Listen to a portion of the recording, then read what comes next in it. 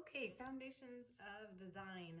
Today you're going to be practicing drawing, just practicing some of your letters with the interesting contour lines inside of them. So what I did here is I just drew what looks like 4 donuts because it looks like a bubble letter O, and that round shape is going to be a nice way for me to practice.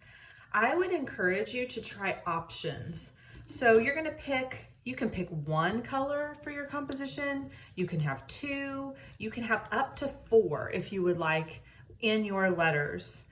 You might try what it looks like doing all 4 colors together.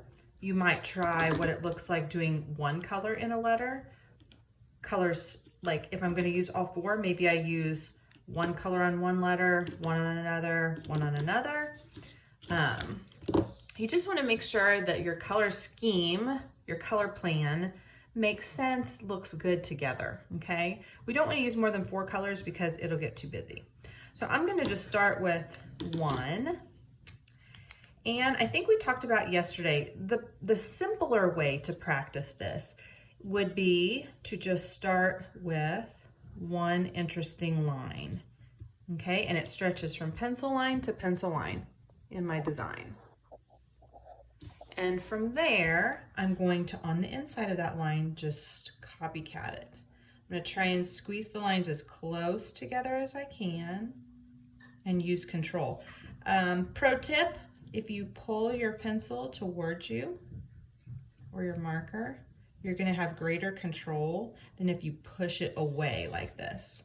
So I'm always going to start kind of up here and pull towards me. Plus I can see where I'm going, which is nice. And I'm just copycatting what's right beside it. Even spacing between my lines, but nothing touches. I am not outlining any of my pencil lines, okay? They're actually gonna get erased when I'm done. Okay, so once that's done, I'm gonna turn this, and I'm gonna go ahead and I'm gonna start by copycatting my first line, but then I'm gonna stop about halfway, and I'm gonna break it off and do something interesting and new, okay? And I've created a new section that now I can just copycat. Uh-oh, I touched. It's not the end of the world if you touch, but we are really working to not touch. That's part of the practicing the precision. And then I'm just gonna go for a little ways here. I don't wanna keep going forever. Eventually I wanna do something different and new so that I keep these lines interesting. And guys, there's a lot of different ways to approach this. There isn't one right way. So that's why we're practicing, because as you get into this, you're gonna find the right way for you. It's important to have some time to just play so that you can kind of figure it out. Okay, so see how I'm creating all these nice new sections?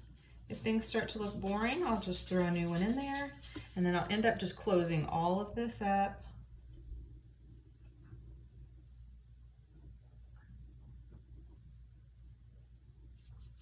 So I've created new little sections in here.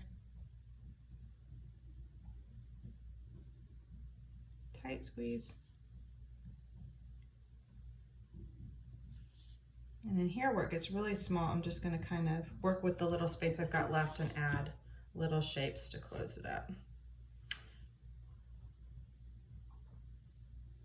Uh-oh, I touched again. It happens. I'm gonna try not to. It's why I'm practicing.